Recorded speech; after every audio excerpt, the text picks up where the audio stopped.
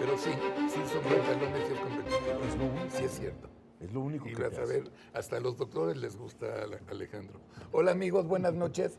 Bienvenidos a un programa más de Aquí Entre Amigos. Con nuestros dos adorables amigos, el doctor Pepe Newman, nuestro amigo maestro Raúl Quintanilla. Mi querido Y doctor. hoy tenemos dos temas, pero antes de los dos temas que se los adelanto, es una empresa refresquera en México, ya se fue de Chilpancingo. Y el otro tema que vamos a discutir es el retrasado mental de Maduro, las excusas que está dando en Venezuela y cómo los está matando de hambre. Pero antes, un abrazo cariñosísimos a mis amigos, el Chivo Lubetsky y Alejandro González Iñárritu, entrañables amigos de toda la vida. Y por si no Muy sabía, merecido. doctor, y el público empezaron en publicidad. El Chivo Sí, Lubetsky claro. a mí me fotografió más de 15, 20 comerciales. Es tipazos a los dos. Bueno, un abrazo y los felicitamos, ¿no?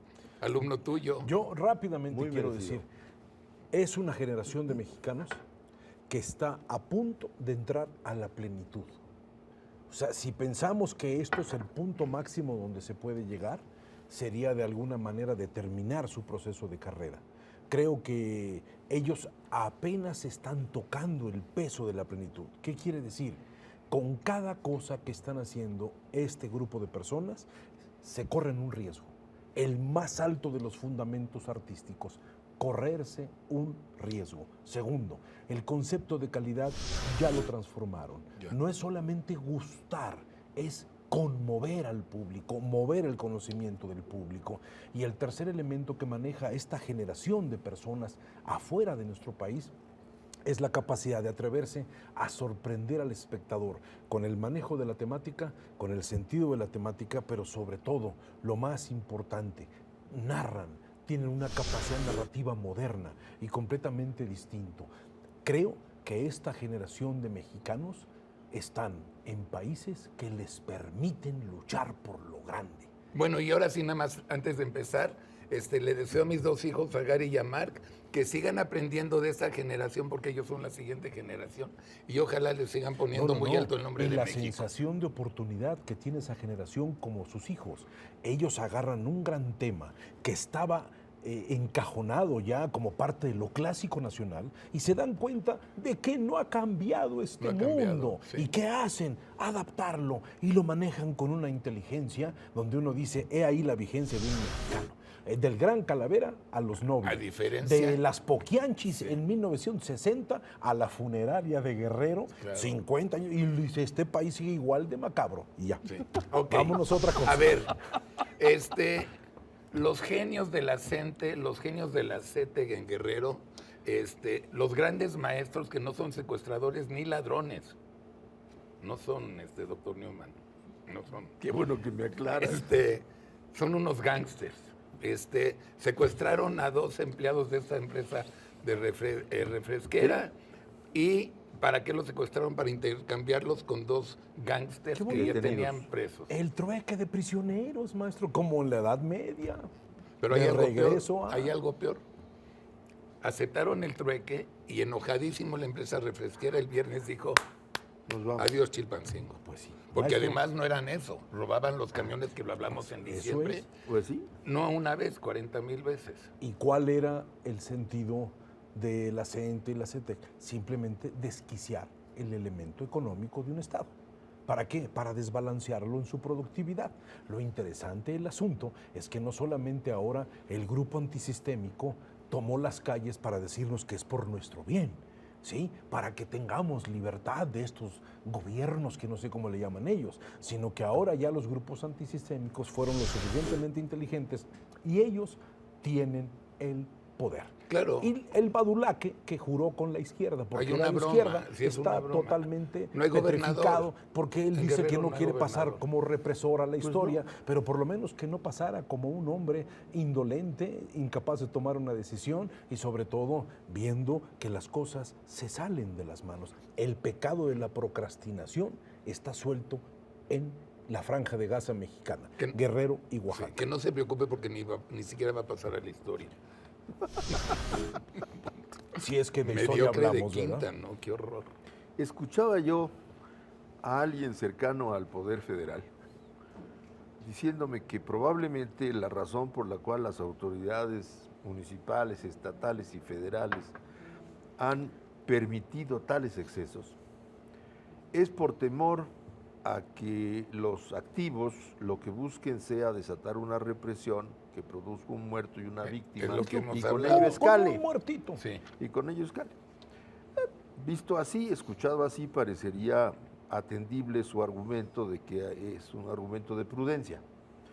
Pero le respondía yo que todo movimiento, toda provocación siempre tiene el mismo objetivo, ¿no? Todo grupo opositor busca provocar el statu quo, ¿no? Precisamente para exhibirlo, ¿no? Entonces, primero, no es ninguna novedad, ni es un gran descubrimiento de las autoridades actuales, no tienen ni ese mérito.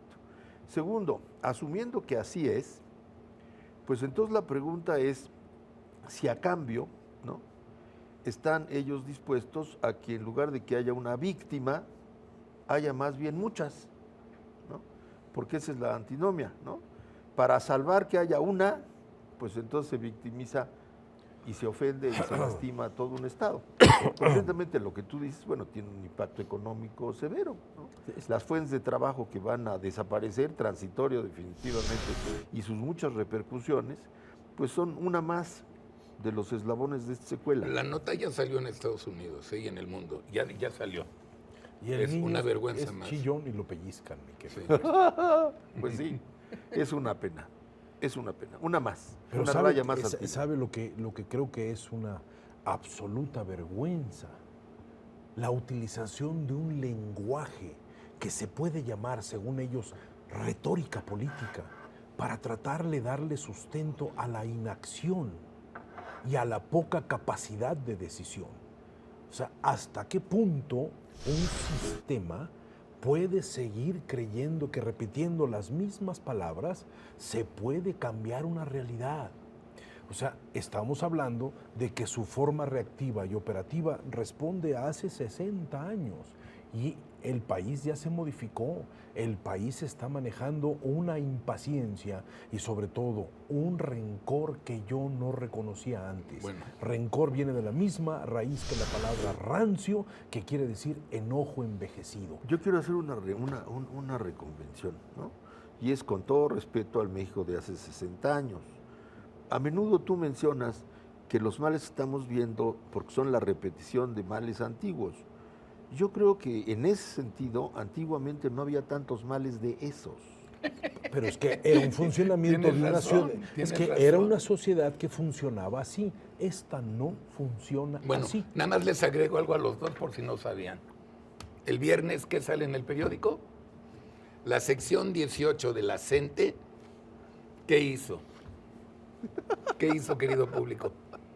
Tiró a la basura los cuadernos de texto, los libros de texto que da la Secretaría de Educación. ¿Por qué? Porque es muy neoliberal el asunto. Entonces, ¿qué hicieron los cerdos? Hicieron sus propios libros. Sí, Y tómenla. hombre, claro. ¿Y qué ha hecho la Secretaría de Educación Pública? Tomar Chocolate Express. Y mandarles comida a los manifestantes Sí. al Monumento de la Revolución. Sí, sí. ¿Leyeron lo que dijo hoy en la mañana el disque gobernador de Guerrero? El En desgobernador. relación. Sí. ¿Lo leyeron? ¿O lo vieron? Si no fuera dramático sería muy tierno. Bueno, ahí les va, porque esto es grueso. Que las empresas que están trabajando en Guerrero, que sean transnacionales, que sean más comprensivas de la situación y que regresen a trabajar. Yo siempre he escuchado todo lo que el doctor Ullman habla sobre que siempre atrás de un hecho hay 30 más. ¿Sí? Sí. Y eso es lo que le pasa a ese Estado. Sí. Bueno, nos quedan 3 minutos. No saben esto. La esposa del maestro es de Venezuela. Adorable señora, con una gran madre, una gran esposa. Sufre porque toda su familia está de horror en Venezuela. Exactamente. mi querido Sueltan. maestro. Acaban de Pero- meter a la cárcel al presidente municipal de Caracas.